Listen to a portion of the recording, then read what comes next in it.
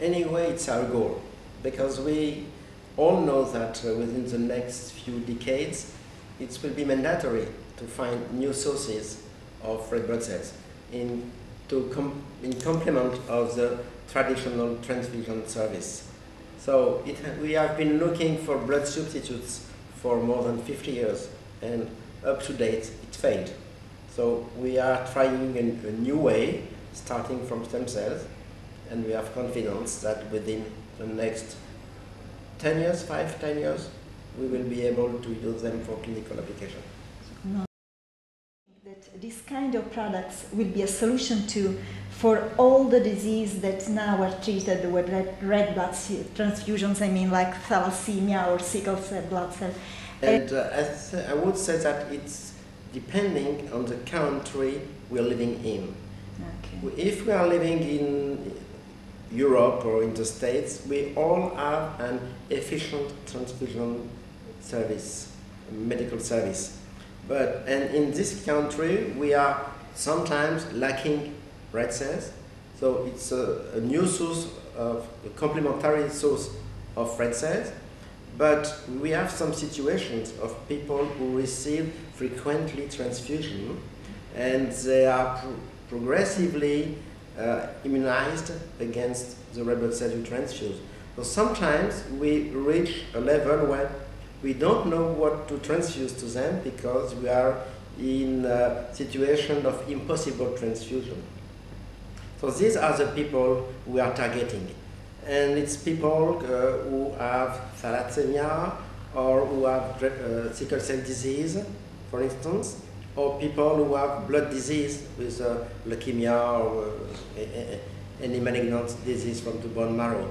So these people are the first target of this new labile blood product.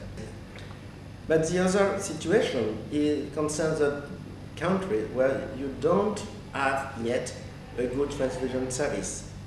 For instance, in Africa or in India or in China. And it could be of interest to have a centralized factory to make red cells for this specific situation. But that's for the future. There are different possible sources of stem cells. In your opinion, which is the best sources? So, at the moment we are thinking about what could be the ideal stem cell source. But we have to be pragmatic. The next step will be which one we will be able to make huge quantities of red cells. So the most efficient is the cord blood and hematopoietic stem cells from cord blood. So from this source we can generate a lot of units of packed red blood cells. But ideally we would like to have an infinite source of stem cells producing day after day red cells. And the candidates are the pluripotent adult stem cells. So you are true, in the future either the donors will give the blood or will give the stem cells, but they still continue to give. So at date, please continue to give your blood. Which are the most important problems that scientists have to face to realize this industrial production, and how much? Everything is not solved, but we know the way where to go. The challenge now is to conceive the prototype for a machine to produce on a large scale basis these units of red cells. And our challenge is to be able to propose a tool within the next 3 to 4 years. And at that time, if we can generate enough red blood cells, we will be able to start the clinical studies. How much? What's the price of that?